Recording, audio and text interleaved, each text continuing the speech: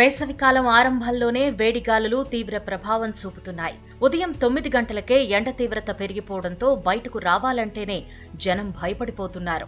ఇక మధ్యాహ్నం 12 గంటల నుంచి సాయంత్రం 4 గంటల వరకు రోడ్లన్నీ నిర్మానుష్యంగా మారిపోతున్నాయి.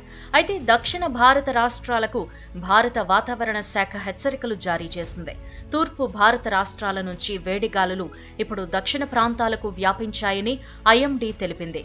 దీని కారణంగా ఒడిశా, పశ్చిమ బెంగాల్, ఏపీ, తమిళనాడు రాష్ట్రాల్లో గరిష్ట ఉష్ణోగ్రతలు 2 నుంచి 7 డిగ్రీల సెల్సియస్ వరకు పెరిగినట్టు తెలిపింది.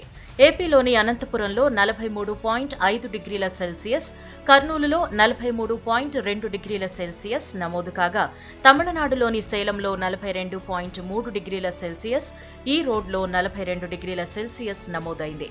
మరో 5 రోజుల పాటు ఈ వేడిగాలుల ప్రభావం ఉంటుందని ఐఎండీ తెలిపింది. ఇక కర్ణాటక, తెలంగాణ, యూపీ, తమిళనాడు, సిక్కిం సహా పలు రాష్ట్రాల్లో వేడిగాలులు వీస్తాయని తెలిపింది.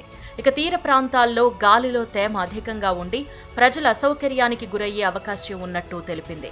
ఇక ఒడిశాలో ఈ నెల 25 నుంచి 27 వరకు రాత్రి సమయాల్లోనూ ఉష్ణోగ్రతలు అధికంగా ఉంటాయని తెలిపింది. ఇక 2023లో ప్రపంచంలోనే ఆసియా ఖండం అత్యంత విపత్తు ప్రభావిత ప్రాంతంగా నిలిచిందని ప్రపంచ ఆరోగ్య వాతావరణ సంస్థ తెలిపింది. 2023లో ఆసియా ఖండంలోనే భారీగా వాతావరణ మార్పులు చోటు చేసుకున్నాయి. వరదలు, తుపాన్లు అత్యధిక ప్రాణ నష్టానికి, ఆస్తి నష్టానికి దారితీశాయని, వేడిగాలుల తీవ్రత బాగా పెరిగిందని WMO తన నివేదికలో పేర్కొంది. వాయువ్య పసిఫిక్ మహాసముద్రంలో సముద్ర ఉపరితల ఉష్ణోగ్రతలు రికార్డు స్థాయికి చేరుకున్నాయి. ఆసియాలోని పలు దేశాలకు అత్యధిక ఉష్ణోగ్రతలను చవిచూసిన ఏడాదిగా 2023 మిగిలింది. కరువు, హీట్ వేవ్స్, వరదలు, తుపానుల పరంగానూ ఆయా దేశాలు విపత్కర పరిస్థితులను ఎదుర్కొన్నాయి.